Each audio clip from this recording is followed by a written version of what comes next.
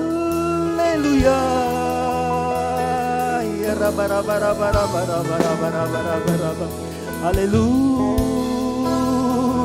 Haleluya.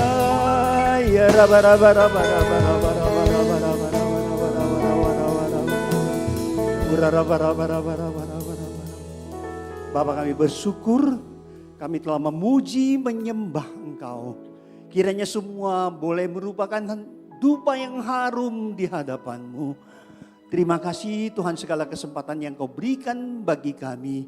Kami boleh datang memuji dan memuliakan nama-Mu. Dan tiba saatnya kami akan mendengarkan sebagian daripada firman-Mu. Urapi kami sehingga kami mengerti dan kami menjadi pelaku firman-Mu. Terpujilah nama-Mu, kami siap mendengarkan firman-Mu. Kami berdoa dalam nama Tuhan Yesus Kristus. Mari sama-sama kita katakan amin. Silakan duduk. Shalom. Shalom. Yo. Nah, saya akan nyambung. Jadi sebenarnya lihatlah. Kan tadi baru sepotong yang Anda lihat rancangan Tuhan bagi Anda. Tapi ini sekarang kita lihat lagi selanjutnya apa sih yang sebenarnya rancangan Tuhan buat kita semua. Ingat satu hal, kalau saudara simak benar-benar apa yang diberikan Yesus bagi kita, kamu tidak akan, kalau benar-benar Anda mengerti ya, kamu tidak akan jadi murtad sampai selama-lamanya. Percaya, amin. Jadi ini yang penting buat kita sampaikan ya. Tadi saya tuh tergerak, nggak tahu pas naik saya bilang raba. Kamu jangan ragu ya ngomong raba. Bahasa Ibraninya tuh rawa. Ya bahasa Indonesia boleh deh raba. Artinya itu nggak apa? Tuhan penuhi aku, benar. Amin.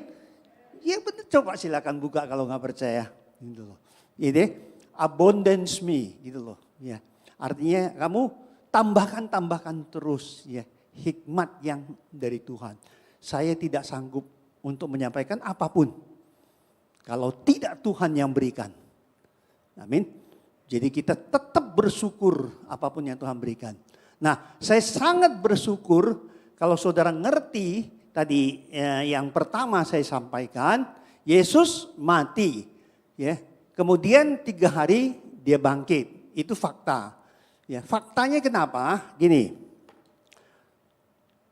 penciptaan manusia, kenapa dia mati? Dia harus ada di dalam tanah, gitu loh. Artinya kembali ke tanah. Walaupun demikian, namanya Yesus, dia 3 hari kemudian dia bangkit. Persoalannya, kan ini pertanyaan orang Kristen maupun pertanyaan orang pada umumnya. Anda yang harus mengerti dalam hal ini gitu loh. Kenapa Yesus dibangkitkan 3 hari langsung bangkit? Oke? Nah, sekarang saudara-saudara kita yang sudah dipanggil, yang udah mati, kenapa belum bangkit? Kenapa tidak 3 hari? Bangkit, kan begitu, ya kan? Jadi jangan ragu, ya, jangan ragu. Harus Anda mengerti. Sampai sekarang kita hidup tetap di dalam pembentukan dan pengujian yang Tuhan berikan pada Anda. Seandainya kalau bapak saya atau opa saya deh, kalau udah meninggal dia terus 3 hari bangkit, kita nggak perlu iman, betul? Kamu nggak perlu diuji, karena kenapa? Sudah ada buktinya. Justru, ya, kita tuh tidak bangkit sementara ini. Kita ada di mana? Nanti kita akan lihat. Ya, kenapa kita nggak bangkit? Ya nanti pasti dibangkitkan. Karena kenapa? Masih banyak di antara manusia yang harus benar-benar percaya. Percaya kepada apa yang Tuhan Yesus berikan. Jadi dia udah tunjukkan itu pun ngeyel manusianya, betul? Iya enggak? Nah kalau seandainya opa saya atau bapak saya ya, kalau dia bangkit, saya nggak pusing. 100% saya pasti ikut apa adanya. Tetapi saya kan di dalam proses kehidupan kita ini masih dibentuk dan diuji gitu loh. Sampai kapan? Ya sampai waktunya nanti Tuhan yang menentukan. Amin. Jadi jangan heran. Ya. Tapi Yesus pasti dia bangkit. Ya. Kalau enggak percuma saya percaya. Percuma saya ngikut. Ya. Dan ini pun kita harus belajar kebenaran ini gitu loh. Dia bangkit. Ya. Terus dia menyatakan diri. Manusia ya, semuanya pasti bangkit. Cuman ada dua. Mau kemana? Bangkit. Ya, coba dong. Tampilin ini cepat dia. Ini memang bukan pokok yang mau dibicarain, tapi ada hal yang penting di sini harus kita ketahui. Tolong Daniel 12 ayat 2. Tolong Daniel 12 ayat 2. Perhatikan. Dan banyak dari antara orang-orang yang telah tidur di dalam debu tanah. Apa artinya? Mati. Akan bangun. Perhatikan. Sebagian untuk mendapat hidup yang siapa? Saudara, amin. Sebagian mendapat hidup yang kekal. Perhatikan lagi. Sebagian untuk mengalami kehinaan dan kengerian kekal. Saya mau tanya, dua-duanya kekal nggak? Kekal. Satu kekal dalam keselamatan, satunya kekal dalam. Jadi kekal di surga sama kekal di neraka. Baca nih baik-baik ya. Kalau saya salah silakan gitu loh. Nah kita ada di mana? Yang jelas Yesus itu membuktikan kepada saudara bahwa kita tetap sama seperti dia. Karena kita percaya sama dia berarti kita juga akan dibangkitkan. Tuhan berkati. Amin. Nah, dibangkitkan kemudian kan gini. Kita mau tahu nih. Dibilang gini. Kalau kita dibangkitkan berarti kita mendapatkan tubuh kemuliaan, betul? Tubuh kemuliaan itu ada nggak di perjanjian lama? Iya kan? Nah ini konteksnya harus kita benar-benar pahami kenapa Yesus itu harus membuktikan kembali kepada kita di perjanjian baru. Itu karena dialah Tuhan. Ya, yang jelas harus dinyatakan di dalam kehidupannya. Ya, supaya kenapa? Dialah menjadi teladan hidup kita dan dialah menjadi prototip apa yang akan terjadi pada kehidupan Anda semua. Ya. Nah, rancangan Tuhan itu luar biasa di dalam Kristus. Gitu. Ya. Nah, kenapa saya bilang begitu? Sekarang gini ya, kita lihat dulu. Manusia itu pada awalnya bagaimana? Manusia itu kan jadi pada awalnya ya Tuhan ciptakan dari debu tanah. Jangan ini ya, ada yang bilang Kejadian 1, 26, 27 beda dengan Kejadian 2 ayat 7 ya. Kan dua ada nih penciptaan manusia nih. Ada yang bilang gini loh, Kejadian 1 ayat 26, 27 itu manusianya lain, Adam. Kejadian 2 manusia yang lain katanya. Jadi ada dua manusia. Padahal saya mau kasih tahu saudara, tidak ada. Ya. Nah kita lihat. Coba Kisah Rasul 17 ayat 26, coba tampilin. Kisah Rasul 17 ayat 26.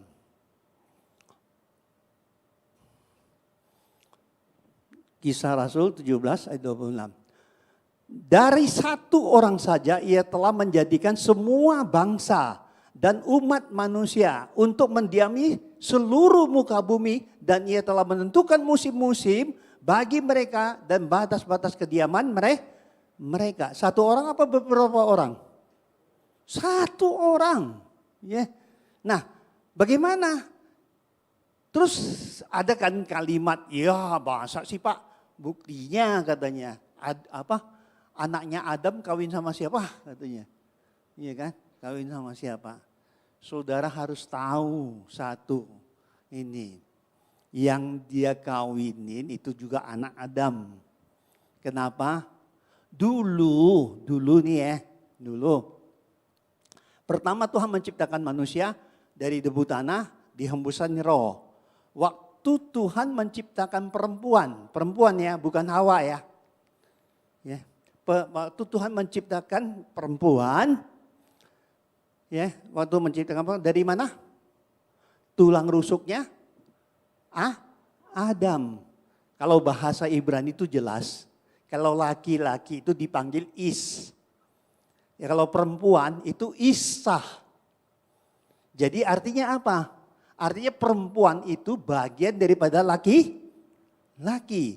Jadi tidak bicara gini loh. Dia dari siapa? Sistem moral perkawinan itu kan sejak manusia sudah mengenal hukum baru ada gitu loh. Jadi di zaman itu yang namanya perempuan itu bagian daripada laki-laki. Makanya kenapa laki-laki itu harus sayang sama perempuan. Kalau dia pukul, dia gampar, dia omelin, yang dia omelin dia sendiri, dia gak sadar. Laki-laki itu kalau ngomel perempuan, ngomel istrinya, kalau dia ngomel, dia marah, dia ngomel sendiri. Gitu loh. Nah yang jelas saya bukan mau menyampaikan itu, tapi satu hal, benar gak manusia pertama, Adam diciptakan hanya satu, kemudian dia diciptakan dalam bentuk tubuh kemuliaan. Kenapa? Karena dia punya kekekalan hidup. Kalau kamu baca Kejadian 2 ayat 16 dan 17, ayat 17 terutama, dibilang gini, Adam, Tuhan kasih tahu Adam nih, Adam kamu jangan makan buah pengetahuan. Kalau kamu makan, pasti kamu mati. Kalau dia nggak makan, nggak mati-mati kan? Ya, berarti awalnya manusia itu memang punya kehidupan kekal. Nah, dalam kehidupan kekal itu dalam tubuh apa? Itu adalah tubuh kemuliaan. Ya, ini dulu pahami dulu satu. Nah, kenapa? Dalam tubuh kemuliaan tidak ada kawin mengawinkan. Manusia sebelum dia belum jatuh dalam dosa, dia dalam tubuh kemuliaan nggak beranak cucu. Tapi setelah dia jatuh dalam dosa, baru dia beranak cucu. Nanti kamu jangan salah paham lagi ya, jangan pikir, wah kalau gitu Tuhan sengaja dong. Tidak sesuai dengan Kejadian 1 ayat 28 yang Tuhan perintahkan beranak cuculah. Padahal enggak, kamu memahaminya harus berbeda. Memahaminya bukan berbeda apa. Kejadian 1 itu master dari seluruh Alkitab. Tidak bisa kita tafsirin hanya di Kejadian 1 ayat pasal 1. Itu berhubungan dengan pasal 2, pasal 3, pasal 4. Jadi yang jelas saya cuma mau gambarin gini. Bahwa manusia pertama diciptakan adalah bentuk tubuh kemuliaan. Nah sekarang kita lihat. Ya.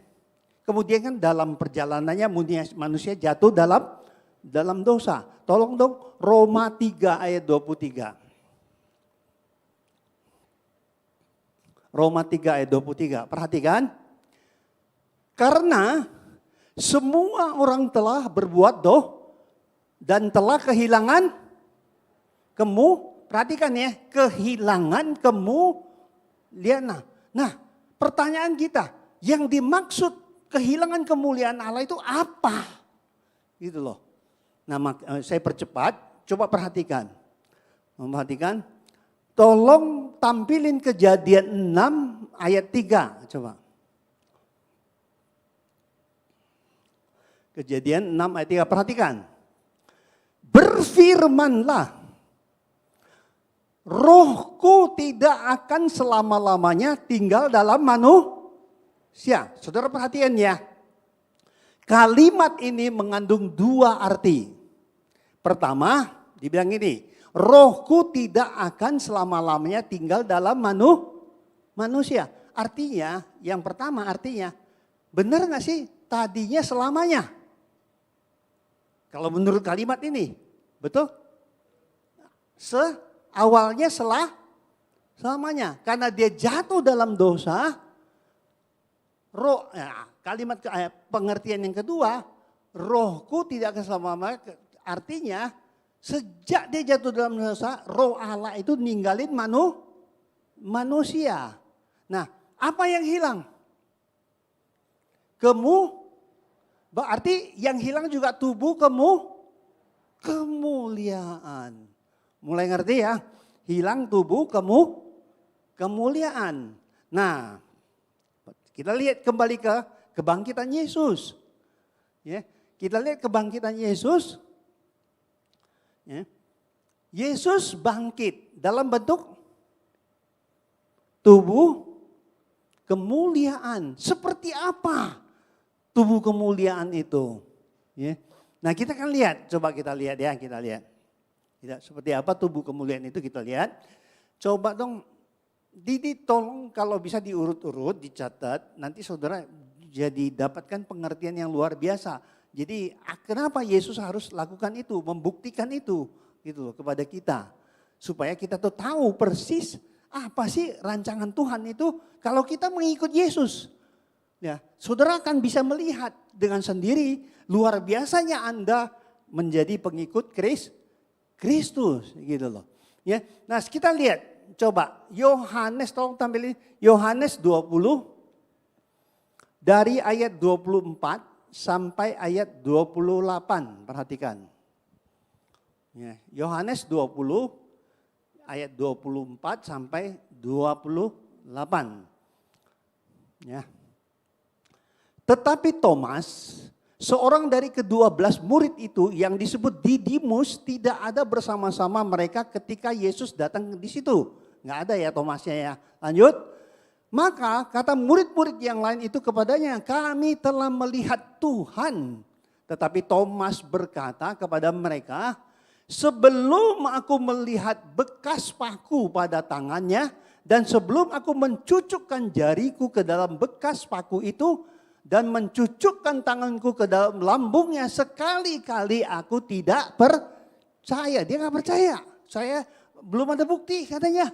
Saya belum saya buktikan, saya nggak percaya. Itulah kita, itulah ya. Ya 26, coba tolong.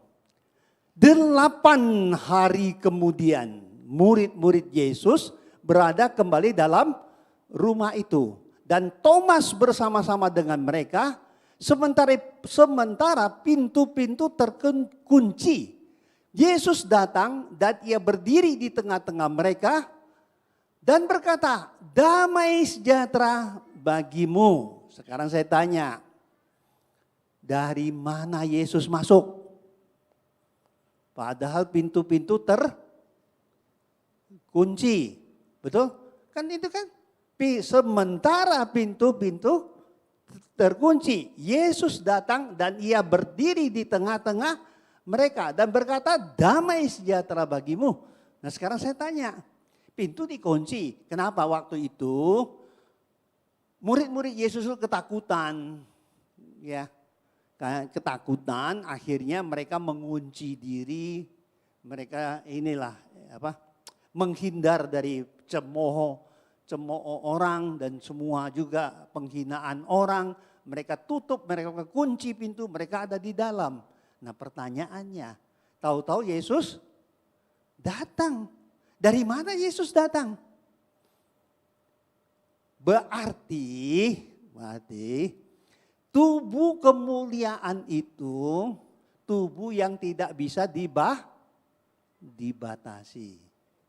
Amin? Ngerti gak maksudnya? Nggak bisa dibatasi kan? Kamu batasin, dia bisa datang. Ya enggak? Nah nanti salah paham lagi kan? Wah itu setan tuh Pak katanya. Atau roh gitu loh. Pasti kan ngomongnya seperti itu. Ya kan? Pasti ngomongnya seperti itu. Karena kenapa? Karena ya itu dicekokin sama kepercayaan duniawi. Ya, yang membuat Anda itu Nah, Yesus itu membuktikan kepada Anda. Coba tolong tadi 26 ya, 27 tolong 27. Perhatikan. Kemudian ia berkata kepada Thomas, "Taruhlah jarimu di sini dan lihatlah tanganku. Ulurkanlah tanganmu dan cucukkanlah ke dalam lambungku dan jangan engkau tidak percaya lagi melainkan percaya." Saya tanya, kalau setan atau dia roh, dia bisa dipegang? Enggak bisa. Tapi ini bisa dipegang, bisa dibuktikan. Bukan saya ngomong loh ya, saudara baca sendiri. Yesus yang bilang, Thomas, kamu kan gak percaya. Nih, cobain pegang. Thomas pegang kan? Nah, artinya apa? Artinya, tubuh kemuliaan itu selain tidak terbatas, juga dia bisa menyatakan diri. Halo? Ngerti maksudnya? Jadi itulah yang dimaksud tubuh kekal. Jadi kalau kita percaya kita akan hidup seperti Kristus hidup. Amin. Iya kan? Nah saudara ini luar biasa sebenarnya. Ini luar biasa. Anda harus tahu, tadi kan dia bilang kita nggak langsung bangkit. Iya kan? Satu waktu, ya, saya itu pertama karena ini ya, saya latar belakang akademik lebih banyak pada logika saya gitu loh, karena logika saya itu saya selalu bertanya kepada diri saya gitu loh, tanya kepada diri saya. Nah kalau gitu orang mati di mana Pak? Di mana ya orang mati sekarang? Yang pasti sih kalau Lukas 23 ayat 43. Orang yang sebelahnya itu dibilang kamu akan bersama-samanya di Firdaus. Atau 2 Korintus 12 ayat 4, 5, 6 kalau kamu baca. Itu juga mengatakan Paulus bilang bahwa kita yang mati juga akan di Firdaus gitu loh. Nah kalau gitu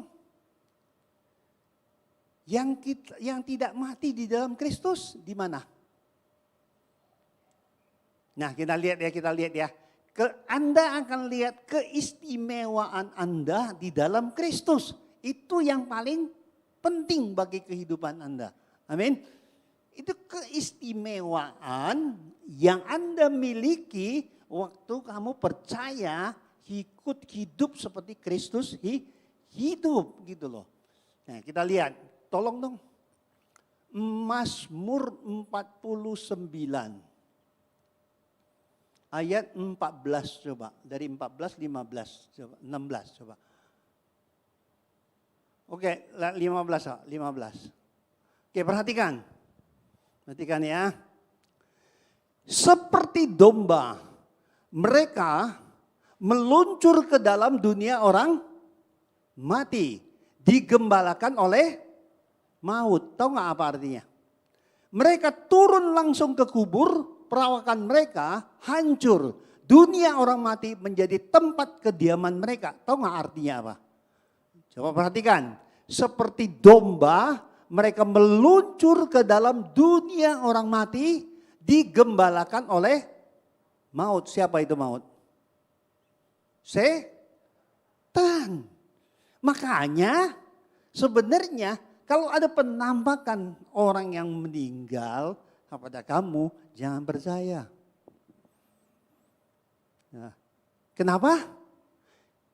Kalau orang yang meninggal bukan di dalam Kristus, dia bisa menamakan diri tapi bukan dia.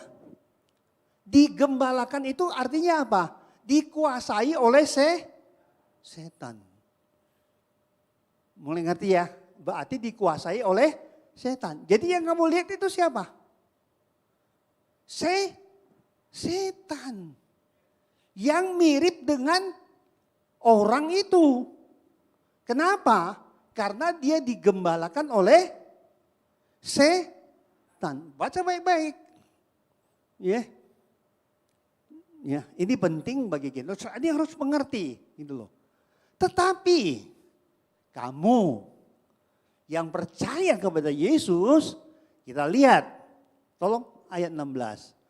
Tetapi Allah akan membebaskan nyawaku dari cengkeraman dunia orang mati. Sebab ia akan menarik aku. Itulah kamu. Amin. Jadi kamu tidak masuk dalam dunia orang mati. Tetapi kamu akan ditarik untuk ditaruh di Firdaus. Terserah. Anda boleh buktikan. Ini ada istri saya ya. Juga ada anak saya. Anak laki saya. Saya tuh dulu, kami tuh punya anak 2. Satu perempuan, satu laki. Yang perempuan sekarang, kami udah punya cucu 3. Udah nikah. Yang kedua itu umur 11 tahun. Umur 11 tahun tuh dipanggil Tuhan. Anda bisa bayangin, anak laki satu-satunya dipanggil Tuhan. Gimana perasaannya Pak? Kehilangannya luar biasa. Ya kan? Bahkan pengennya tiap hari pergi ke kuburan. Waktu sama istri saya itu kami sering pergi gitu. Kenapa? Waktu pergi merasa, waduh gue ini damai ya, enak. Bisa itu. Ya kan? Kita sampai ngomong sama istrinya. Kita beli rumah dekat-dekat kuburan gitu loh. Bukan rumah kuburan, rumah dekat-dekat kuburan. Ya, rumah dekat-dekat daerah situlah gitu loh. Biar kenapa? Biar setiap hari bisa ke kuburan anak saya gitu loh. Kerinduannya kayak gitu. Tapi kita enggak lakukan waktu itu. Tapi saya lakukan itu seminggu bisa 2 kali, 3 kali. Mengunjungi kuburannya. Ya kan? Mengunjungi kuburan. Ada rasa apa ya? Merasa deket sama dia gitu loh. Saya ini bukan bersaksi, ada istri saya loh. Kamu bisa tanya nanti benar apa enggak. Dan kemudian ya, itu berjalan cukup lama, sampai 8 bulan. Gitu. Saudara tahu nggak kuburan di Pondok Kelapa? Tahu ya, pasti ada yang tahu ya. Tahu nggak Jakarta Timur, Pondok Kelapa? Jadi kuburannya itu sebelah kuburan Kristen, sebelah kuburan lain, orang lain. Oke. Ini sebelahnya kuburan Kristen. Satu waktu saya bawa pegawai saya. Bukan bawa sih sebenarnya, dia tuh ngelihat saya sedih terus, mereka bilang, Pak ngapain sih pusing, ngapain sih pikirin terus gitu. Yuk kita traktir Bapak makan yuk Pak gitu. Makannya di mana? Di MM katanya, di MM di Bekasi. Waktu itu kami masih tinggal di Bekasi. Nah kemudian saya bilang, oke, ini kan baru jam 4. Kita makan kan makan malam. Kita ke kuburan dulu ya, rame-rame nih pergi. Mereka tuh bukan orang Kristen, orang seberang semua. Bukan orang kita lah. Ya. Orang kita. Sampai di kuburan, biasa kalau sampai di kuburan tuh kan, biasa kan ada yang jaga kuburan tuh pasti datang. Datang nyamperin. Kenapa? Dia dapat persenan gitu kan, biasa gitu. Kalau tiap kali saya datang dia pasti ada gitu loh. Setiap kali datang ada. Dia bersihin kayak nyiram kayak gitu. Ya pasti gitu loh. Namanya si Ujang. Saya nggak tahu dia masih ada lagi nggak gitu. Masih muda anaknya gitu loh.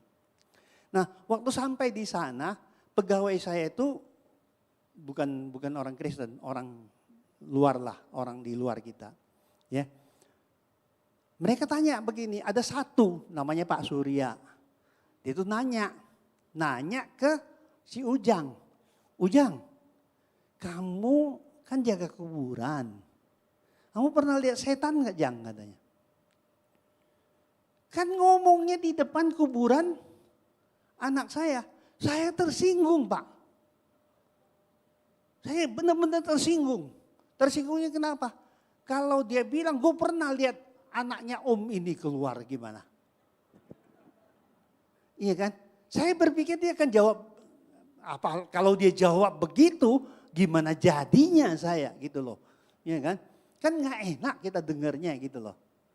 Tapi saudara tahu, jawaban dia bikin saya bertobat. Orang seberang loh, bukan orang percaya. Orang Cianjur dia, kalau saudara tahu. Jawaban dia bikin saya bertobat, Pak. Kami habis ngomong gitu dia diem aja, dia nggak ngomong apa-apa. Nah, waktu kami sudah mau siap-siap mau pulang, dia panggil itu bapak, si Ujang itu panggil itu bapak. Panggil bapak itu dia bilang,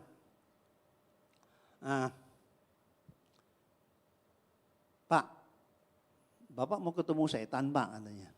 Nah loh, mau ketemu setan, saya bingung nih. Jangan di sini, Pak. Kalau di sini nggak bakal ketemu. Ntar malam juga banyak yang pacaran di kuburan orang Kristen ini, katanya. Karena rumput-rumputan kan nggak boleh dibentuk kuburan. Jadi bikin rumput cuma hanya batu nisan gitu. Kan rata. Gitu. Ntar malam juga banyak yang pacaran. Kan barusan ada yang kubur. Di kuburan Kristen biar jangan kan baru dikubur. Bolong aja orang nggak takut, katanya. Tahu nggak bolong nggak takut? Kalau petinya itu ambrul, dia kan bolong biasanya. Bisa ada yang kelihatan sampai tulangnya gitu loh. Nggak ada yang takut, Pak. Kenapa? Di sini nggak ada setan. Terus mau lihat setan, Pak? Tuh ke seberang. Ke sebelah, kamu nggak usah lama-lama, katanya. Kamu tidur sebentar aja. Pasti kamu didatangin. Iya kan? Saudara mulai ngerti? Nggak ngerti ya? Hah? Kalau ngerti saya kan nggak perlu perpanjang gitu. Jadi gini, artinya orang percaya kalau mati sudah tidak ada di dunia orang mati. Jadi ngapain kamu ke kuburan? Jadi akhirnya bodoh juga saya. Sampai beberapa bulan harus datang seperti itu. Nggak ada gunanya. Kenapa? Dia di Firdaus. Jadi ya inilah yang ditunjukkan Tuhan, yang diajarkan sama Tuhan. Rancangan itu buat Anda semua. Amin. Itu kan saudara itu diberikan. Nah saudara lihat. Jangan berpikir gini ya, jangan berpikir gini. Nanti tubuh kemuliaan di sorga. Gue masih ketemu ini nih, ketemu ini. Ya enggak, masih ini. Gitu. Masalah kebangkitan aja, sekarang kita tuh rada bingung gitu loh. Kenapa? Dicekokin bermacam pengajaran. Bangkitnya, tubuhnya dibangkit enggak? Apakah jiwanya doang atau rohnya doang? Ngapain itu didebatin coba? Hah? Ngapain itu didebatin? Yesus itu waktu bangkit memang tubuhnya ada. Tubuhnya kemana? Bangkit. Jadi jangan berpikir seperti orang kita ngelihat kembali ke Alkitabnya ya. Siapa contohnya? Yesus, benar? Dibangkitkan 3 hari. Hilang semua kan? Tubuhnya nggak ada kan? Semuanya nggak ada kan, tapi dia dibangkitkan. Tapi dia bisa nyatakan di diri, kan gitu. Nah, kalau gitu gimana kita? Gimana kita? Ya kita nanti gini. Pasti waktu Yesus datang kedua kali, nggak mungkin mati semua. Ngerti nggak maksudnya? Nggak mungkin mati semua. Pasti masih ada yang hidup. Nah yang hidup ini gimana? Nah di sini Paulus mengajarkan. Coba tampilin 1 Korintus 15 ayat 51 sampai 53. Coba perhatikan. Ya. Sesungguhnya aku menyatakan kepadamu suatu apa? Rahasia. Kita tidak akan mati semuanya, tetapi kita semuanya akan jadi tubuh kamu yang sekarang ini dirubah menjadi tubuh kemuliaan. Yang mati dibangkitkan.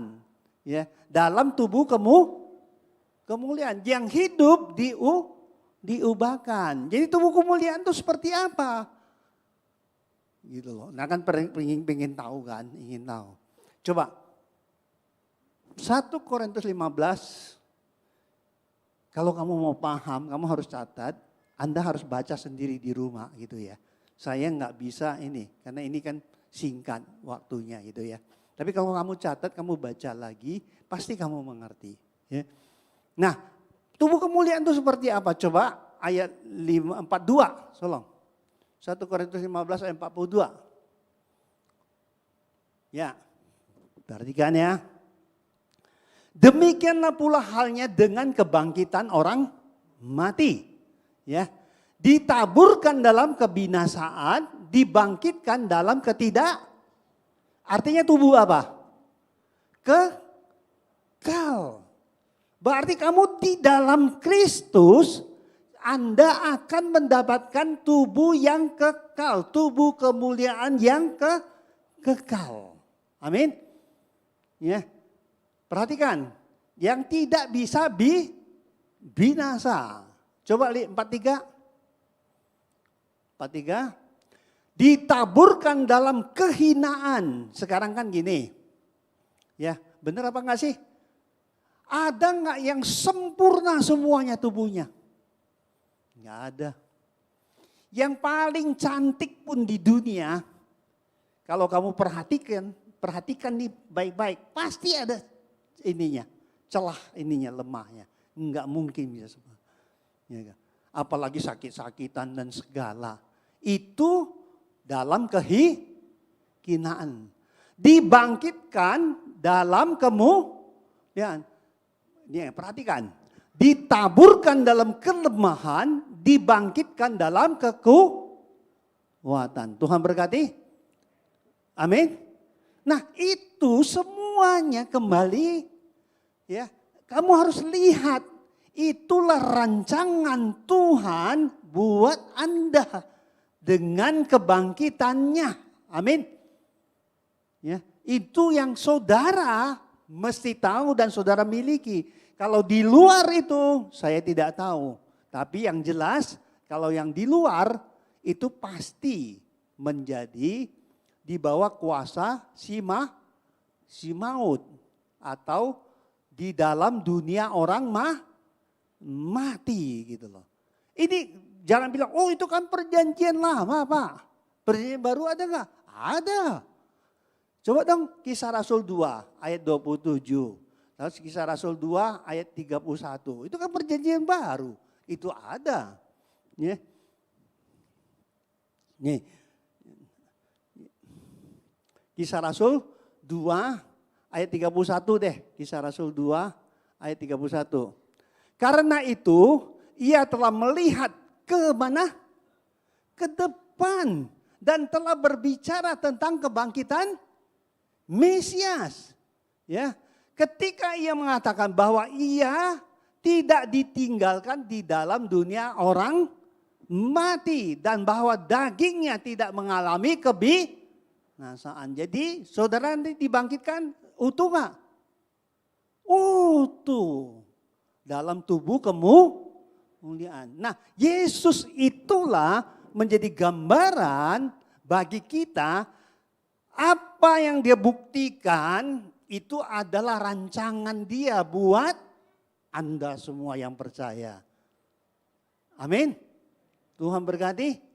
Ya, jadi tetap Yesus, percayalah Yesus itu luar biasa. Amin. Ya, jangan menghindar, ya enggak. Belajar terus, ya enggak. Puji Tuhan, siang ini agak ramai gitu loh. Ya enggak. Datang ke gereja, jangan kabur, ya enggak. Tadi yang pertama, yang itu khotbah saya pertama, gitu. Ya. Jangankah kabur, dalam cobaan kabur semuanya gitu loh. Ya enggak. Ini pelan-pelan kembaliin gitu loh. Baru kena COVID. Ya enggak. Lebih daripada itu, Anda tetap harus percaya. Tetap harus bersekutu dengan Tuhan. Datanglah ke rumah Tuhan. Tuhan berkati. Amin. Jadi luar biasa enggak rancangan Tuhan bagi Anda? Amin.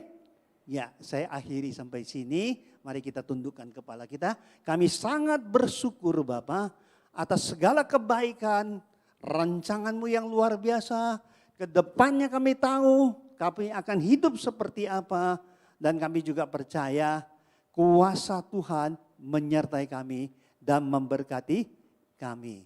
Kami sangat percaya Tuhan, apapun yang Kau telah tunjukkan bagi kami percaya Engkau menyertai kami, membimbing, menuntun akan hidup kami. Adam pertama dari tubuh kemuliaan, karena dosa menjadi tubuh daging. Tetapi di dalam Kristus, kami yang dalam tubuh daging akan menjadi tubuh kemuliaan. Tuhan berkati kami semua, kami sangat percaya Tuhan. Pengajaran yang Kau berikan menguatkan setiap kami tetap akan percaya kepada Engkau. Kami tidak akan menyimpang dari Engkau Bapa. Segala pujian, hormat bagimu Bapa. Kami berdoa dalam nama Tuhan Yesus Kristus. Mari sama-sama kita katakan amin.